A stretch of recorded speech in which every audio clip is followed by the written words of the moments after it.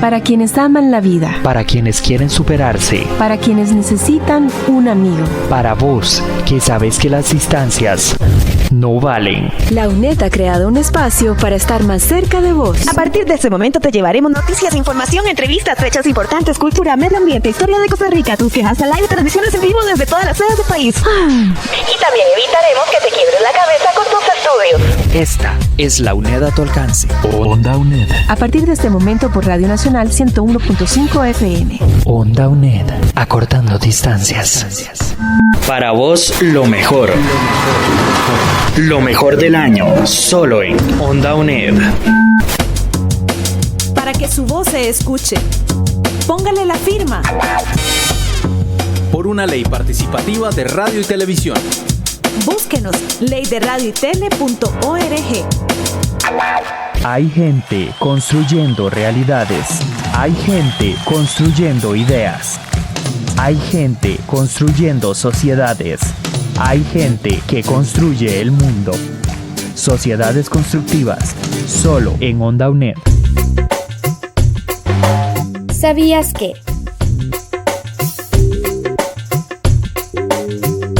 Durante el año 2015, 14 empresas han anunciado que cierran sus operaciones, reduce su personal, se trasladan a otro país o se acogieron a un convenio preventivo antes de declararse en quiebra. La encuesta continua de empleo del Instituto Nacional de Estadística y Censo, INEC, revela que de la población desempleada, el 68% tiene secundaria completa o menos de estudios, 71% son de 15 a 34 años y un 88% tiene experiencia. Paralelo a la pérdida de empleo formal, en este año se ha registrado un incremento de empleo informal. Pero no todo ha sido negativo durante el año. En los primeros 7 meses también se ha creado 9.276 empleos directos.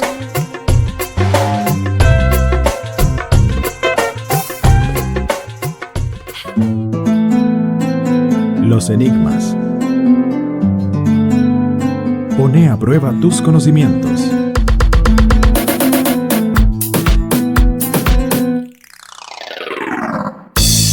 ¿Sabes cuántos empleos directos aproximadamente se han perdido durante los primeros 7 meses del 2015? 1. 300. 2. 700. 3. No más de 1,000. 4. Cerca de 1,700. 5. 800. Quédate con nosotros y averigua la respuesta.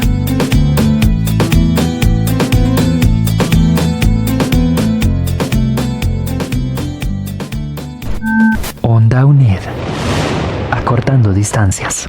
Oyentes de Onda UNED, quizá una de las mayores preocupaciones de la familia costarricense en los últimos días, ya quizá hasta como tema de almuerzo, cena y desayuno, puede ser el tema del empleo en el país, cuya cara visible ha sido la partida de varias empresas de Costa Rica y cuyas explicaciones aún ponen en jaque o ofrecen una serie de alternativas a los economistas y a todos los creadores de empleo y a todos los que revisan lo que son las condiciones de una nación para estar ofreciendo nuevos empleos a sus ciudadanos. Conversamos en esta ocasión con el economista Luis Paulino Vargas, quien nos ofrece cuál es su diagnóstico en torno a este fenómeno. Don Luis Paulino, bienvenido a Onda UNED. ¿Y cuáles son los rasgos que usted observa de esta situación que en los últimos días pues ha preocupado cada vez más a los costarricenses? Hay diversos factores, Danilo, que tienen que ser tenidos en cuenta. Un factor que no podemos dejar de lado es el hecho de que la economía mundial ha venido atravesando un periodo largo de bajo crecimiento, de escaso dinamismo, de reiteradas manifestaciones de crisis, desde que explotó la burbuja inmobiliaria en los Estados Unidos en 2007 y se dio la gran crisis financiera de 2008-2009, luego pasando por todo el periodo de grandes turbulencias y de crisis en Europa, y ahora que estamos desembocando o que estamos como entrando en una nueva fase donde la crisis se está manifestando en países emergentes, en las llamadas potencias emergentes, particularmente se está manifestando en China, y a través de China podría tener repercusiones a nivel mundial porque China es ya en este momento la segunda economía del mundo. Entonces ese es un primer factor que tenemos que tener en cuenta, el hecho de que la economía mundial viene teniendo un desempeño mediocre desde hace ya bastantes años. Es una especie de estancamiento a largo plazo, de alguna manera incluso podríamos hablar de una depresión económica a largo plazo, que se manifiesta en un crecimiento muy modesto, muy limitado de la economía mundial y en múltiples turbulencias que estremecen, que agitan la economía mundial, y eso incide en un país como Costa Rica, que es un país pequeñito, que además es un país muy abierto hacia el exterior, un país que depende mucho de las exportaciones, un país cuyo modelo de desarrollo lo ha hecho también vulnerable a los vaivenes de la economía mundial. Es un modelo de desarrollo que ha sido diseñado de una forma tal que incrementa nuestra vulnerabilidad frente a esos vaivenes de la economía mundial.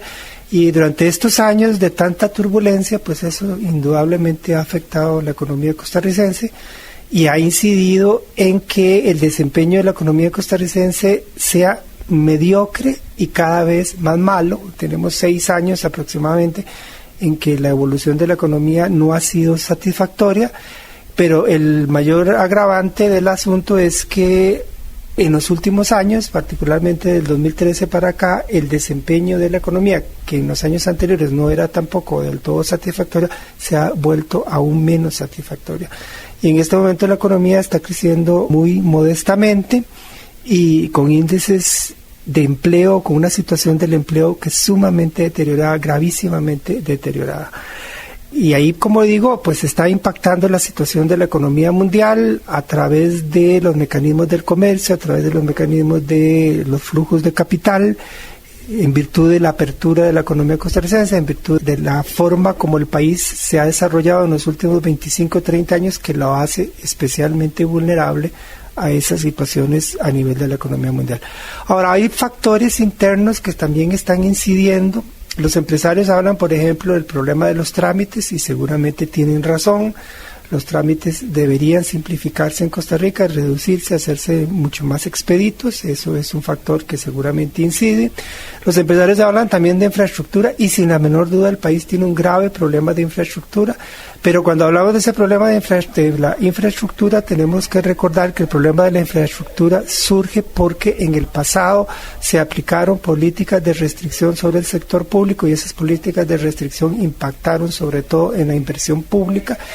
Decisiones que se tomaron hace 20, 25, 30 años o incluso decisiones más recientes de hace 10 o 15 años que se tomaron pretendiendo reducir el gasto público, pretendiendo reducir el tamaño y la incidencia del sector público en la economía, fueron decisiones que en realidad incidieron en menor inversión pública. Esa menor inversión pública ha incidido en deterioro de la infraestructura pública y ese deterioro de la infraestructura pública está incidiendo en el nivel de competitividad de las empresas costarricenses. Ojalá que el sector empresarial lo entendiera.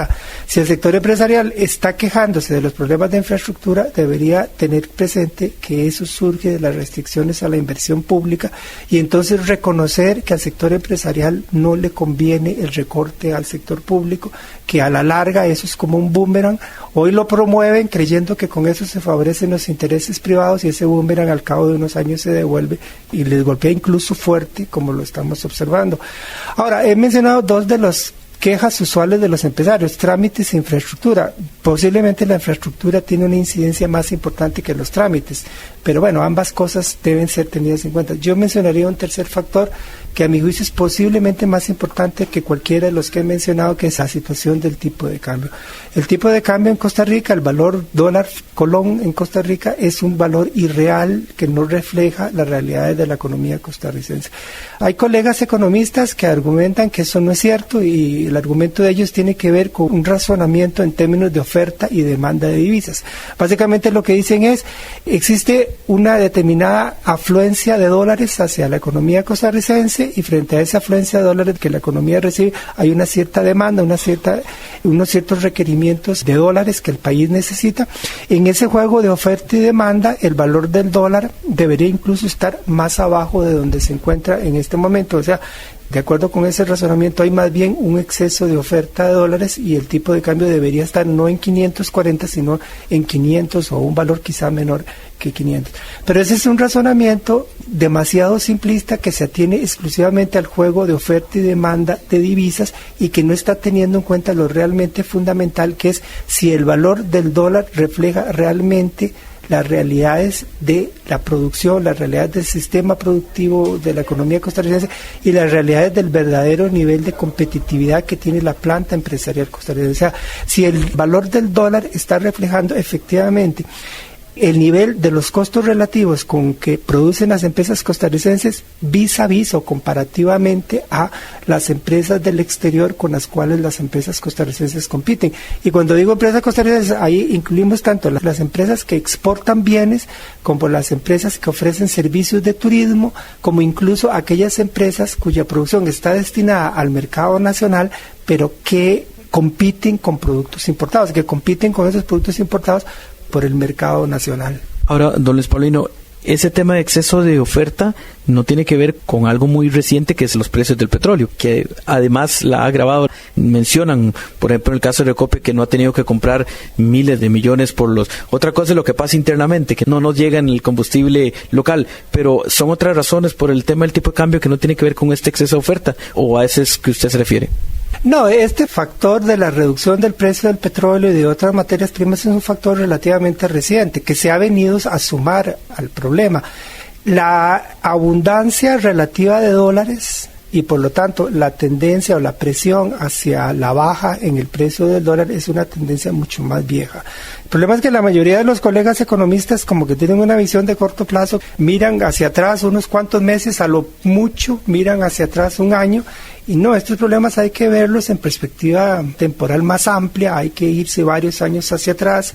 Si uno hace un análisis de mediano plazo, un análisis suficientemente amplio, uno puede detectar que efectivamente ha habido un periodo que por lo menos es de una década y quizá más de una década, pero pongámoslo que es un periodo de una década durante el cual Costa Rica ha recibido importantes cantidades de divisas, importantes cantidades de dólares, donde la oferta de dólares ha sido relativamente excesiva respecto de las necesidades reales del país, donde ha habido entonces una tendencia a que el valor del dólar baje, o una tendencia a que en términos reales el valor del colón aumente, porque aunque el colón frente al dólar se mantuvieran en un precio más o menos estable, como por ejemplo estuvieron por muchos meses cuando estuvieron en un valor de 500 colones, sin embargo, al mantenerse en ese valor de 500 colones por dólar, en ese mismo momento, en ese mismo periodo en que se mantenía ese valor de 500 colones, el valor real del colón frente al dólar estaba aumentando, por una cuestión de las diferencias de inflación.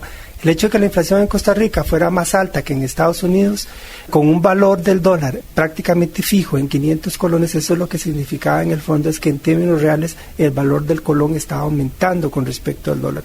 Y eso significaba también que entonces la relación de costos de producción de las empresas costarricenses frente a sus competidoras externas estaba deteriorándose. O sea, las empresas costarricenses venían perdiendo competitividad a raíz de esa situación de estabilidad del tipo de cambio en términos nominales y aumento del valor real del colón frente al dólar en virtud de las diferencias de inflación.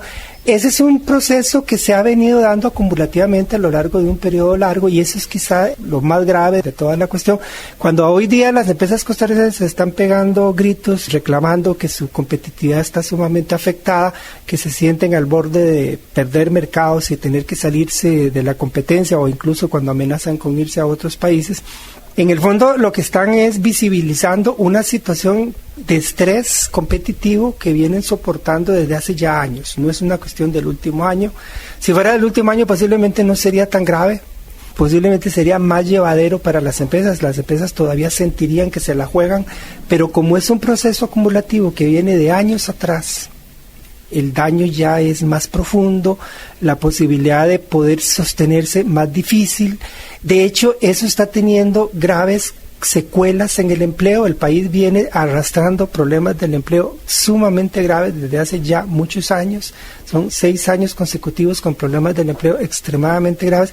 Y esos problemas del empleo se van agravando con el paso del tiempo precisamente afectado por esta situación de pérdida de competitividad de las empresas, donde incluso una de las reacciones que las empresas tienden a tener frente a sus problemas de competitividad es tratar de precarizar la mano de obra, tratar de terciarizar la producción, tratar de sustituir mano de obra por tecnología más automatizada, o sea, utilizar tecnologías más automatizadas que destruyen puestos de trabajo y permiten prescindir de trabajadores y trabajadoras.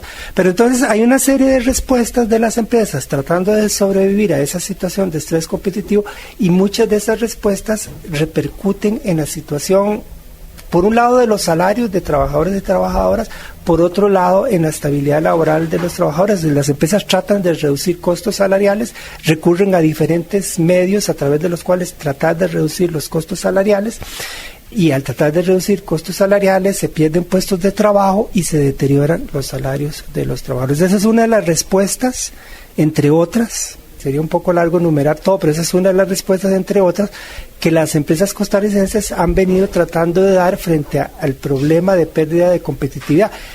Con lo cual estoy diciendo también que de alguna manera los que están pagando los platos rotos son los trabajadores y trabajadoras de Costa Rica, que ven que sus salarios se deterioran y que ven también que su estabilidad laboral igualmente se deteriora. Muchos han perdido sus puestos de trabajo y ahí lo estamos viendo en índices de empleo.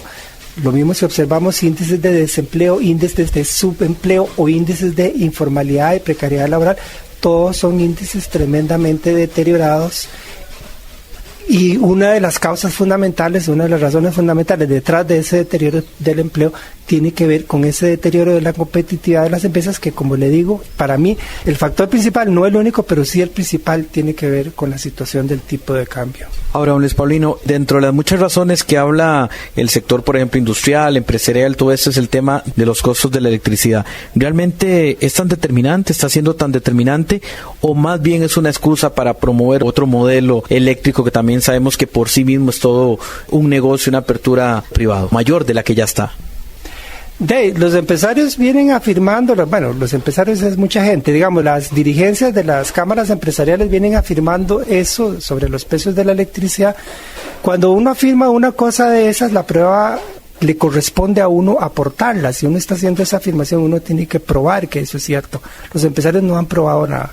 Los empresarios no han sido capaces de dar un solo dato que demuestre que lo que dicen es cierto.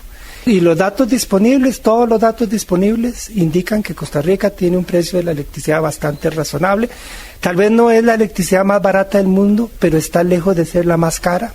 Las tarifas de electricidad son bastante razonables en Costa Rica. Somos uno de los países que también tiene una de las matrices energéticas más saludables del mundo.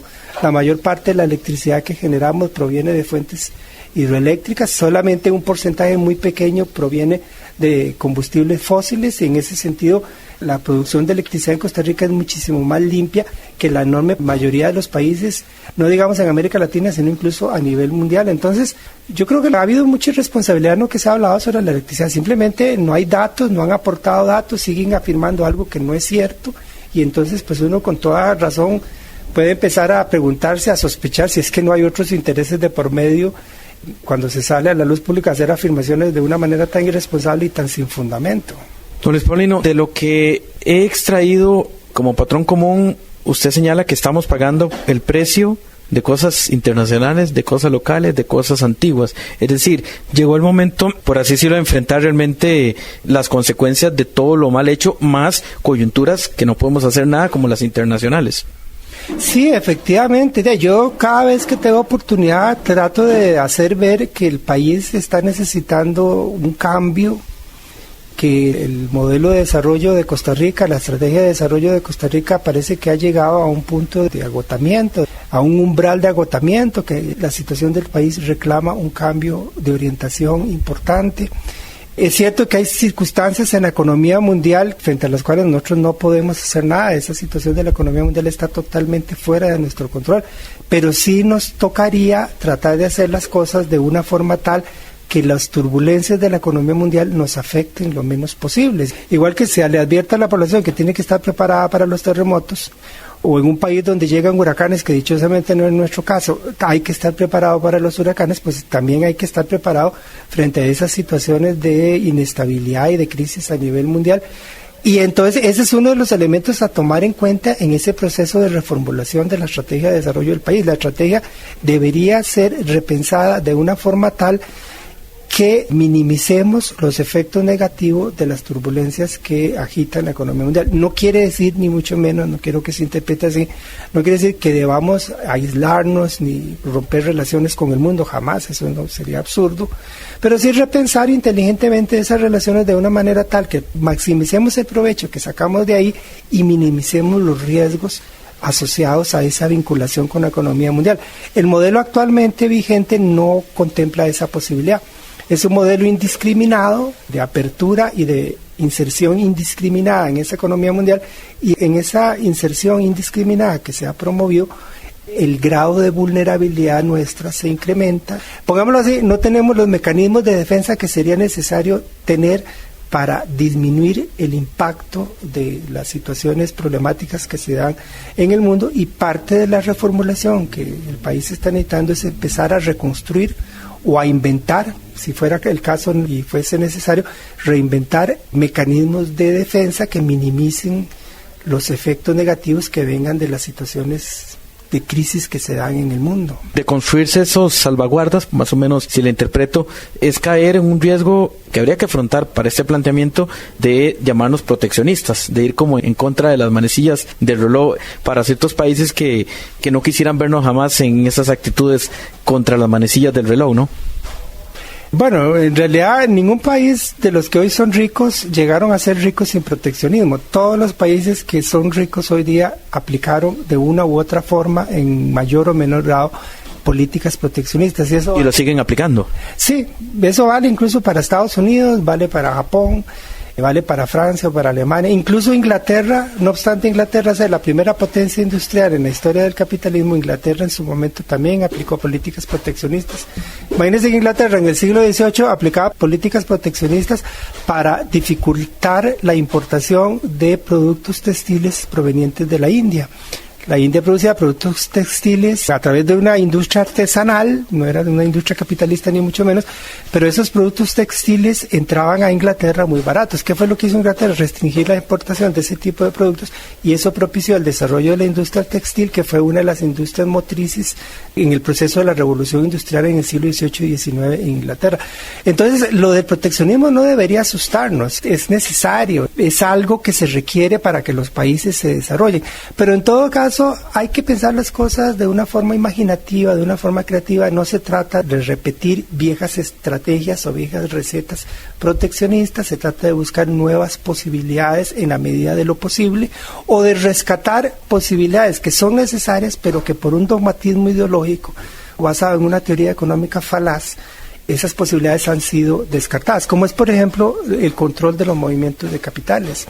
El control de los movimientos de capitales históricamente se ha demostrado necesario para garantizar que los países puedan desarrollarse de una manera más estable, menos turbulenta, ¿verdad?, para que sus procesos de desarrollo puedan avanzar de una forma más sostenible. Se trata, a fin de cuentas, de recuperar la idea de que el capitalismo necesita ser regulado, porque desgraciadamente se ha cometido el enorme error y ha echado raíces muy profundas la ideología según la cual el capitalismo puede funcionar desregulado, y eso es absolutamente irracional. Eso no tiene ningún fundamento. No tiene fundamento histórico. En la historia del capitalismo no es posible encontrar casos exitosos de capitalismo desregulado. Donde el capitalismo se desregula surgen graves problemas. En primer lugar, entonces, no hay evidencia histórica que respalde esa idea, y no hay fundamento teórico. La teoría detrás de la cual se pretende decir que eso es correcto es una teoría falaz, demostradamente falaz, una teoría inconsistente, incoherente, tautológica, una teoría que no tiene sostén alguno, y sin embargo hay gente que sigue apelando a esa teoría para sustentar la idea de que hay que desregular el capitalismo, acogiéndose a lo que esa teoría dice, cuando la teoría esa no tiene sostenibilidad por ningún lado. Es una teoría cuyo edificio ha sido demolido piedra a piedra, ¿verdad? Y eso es importante decirlo, y efectivamente es así. Entonces, yo creo que no debería asustarnos eso, ¿verdad? De alguna manera, yo lo que estoy proponiendo es que necesitamos recuperar un poco de racionalidad en las cosas. No estoy diciendo que hay que abolir el capitalismo, estoy diciendo vamos a seguir en el capitalismo. Eso no estoy pensando que eso cambie. Lo que estoy pensando es que ese capitalismo tiene que inyectársele, tiene que vacunársele con un mínimo de racionalidad, porque si no, los desastres que produce pueden ser muy grandes, puede provocar grandes estropicios. Hay que inocularle, vacunarle un poco de racionalidad, y esa racionalidad hay que vacunársela a través de una regulación apropiada que le ponga, digámoslo así, que le ponga un estate quieto para que no ande haciendo los estropicios que de otra manera podría provocar. Le agradecemos mucho a don Luis Paulino Vargas, economista, con quien hemos profundizado en torno a las causas, las razones y el panorama de lo que está ocurriendo en materia de empleo aquí en Costa Rica. Y continúe con más, que hay más para vos aquí en Onda UNED. Danilo Chávez, Onda UNED. Onda UNED, acortando distancias. Los enigmas. Pone a prueba tus conocimientos.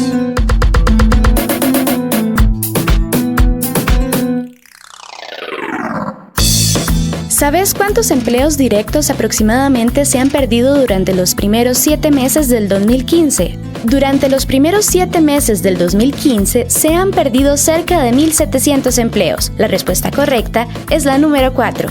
1.700 empleos directos. Esto ha sido Sociedades Constructivas, las historias de la gente que cambia al mundo, como solo Onda UNED te las puede contar. Hola, soy Manuel Monestel y quiero referirme a la poca presencia de la música nacional en los medios radiofónicos y televisivos de nuestro país.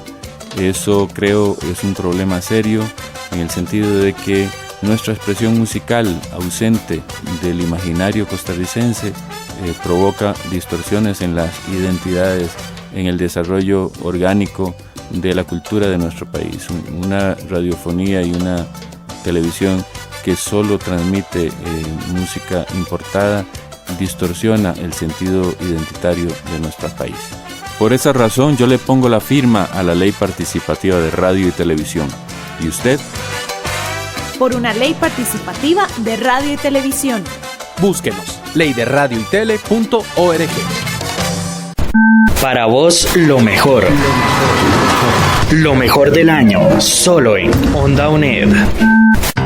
Para vos, que sabes que las distancias no valen. Esta es la UNED a tu alcance. Onda UNED. Escúchanos de lunes a viernes por los 101.5 FM o desde cualquier computadora en el mundo por ondauned.com. Onda UNED, acortando distancias.